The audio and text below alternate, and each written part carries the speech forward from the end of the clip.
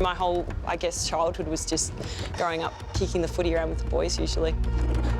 So I was around 8 years old when I started dreaming of playing in the AFL. Not the easiest dream to achieve, given that the AFL Women's League was still 20 years away from becoming a reality. But as the only female footy player in her small hometown, Meg Downie was used to tackling new ground. It was a very male-dominated world and there was a lot of resistance. There was not an easy journey for her. I was labelled the girl in the league. That's what they sort of used to refer to me as because I was the only female. So, yeah, but in the end I quite liked the name, the girl, so. For a few great years, Meg was having a ball until she was forced to leave the boys' league when she got to high school. It was very, very sad. She hated hanging up those boots, but she had to. There was nowhere for her to go.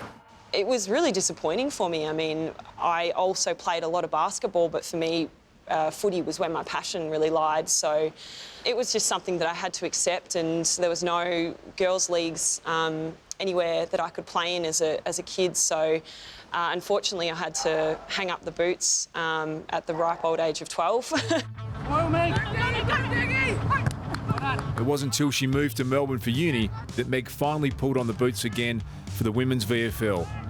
But nothing could prepare her for what was to follow.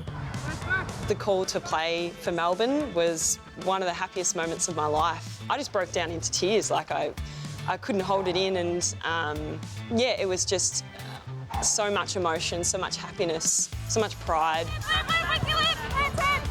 It was just her biggest dream to ever come true. She just never gave up on it, always continued to fight for something that wasn't there.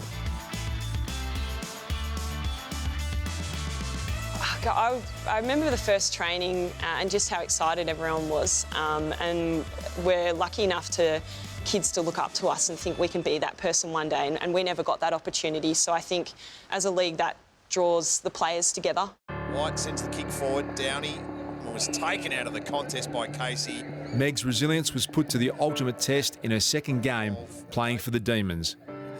I was knocked out partway through the game and I suffered quite a severe concussion. I was put into a neck brace and stretchered off the ground. It was quite scary. I guess that was probably the one word that I'd used to describe it. With a ruptured hamstring and serious post-concussion symptoms, Meg didn't return to the field for another year. But since then, she's become Melbourne's standout defender. It's helped me grow into a better person and athlete. I'm just a lot more cautious when I approach a contest now. If I ever have to pick up the ball, I'll try my best to never go in head first. I always make sure I use my hips and protect my head. So it's definitely taught me to play footy in a different way. Kick towards half forward again. Meg Downie up in front, takes the mark. Through a football career full of highs and lows, Meg's family have been her most committed cheer squad right from the get-go. I'm very thankful that, you know, I had my family behind me to support me and say, do whatever you're passionate about and follow your heart. Downie will arrive late, forced a contest against Martin and then buries her in the tackle.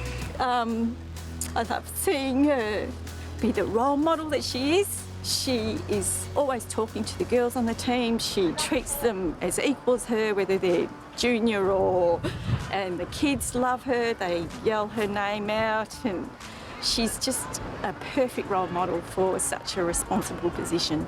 And I just think, oh, good girl. I'm very proud of her. High kick back to the wing. Courage going back with the flight. Thundering through Meg Downie. Well played. I've faced a lot of failures and I've faced more setbacks than I can count. Probably the message that I would give anyone that's aspiring to achieve anything in life, whether that's setting up a business or having a family or being a professional athlete, it's about picking yourself up, dusting yourself off when those difficult moments happen and those setbacks happen, and bettering yourself and learning from those moments is how you continue to grow and push forward and push closer to where you want to be.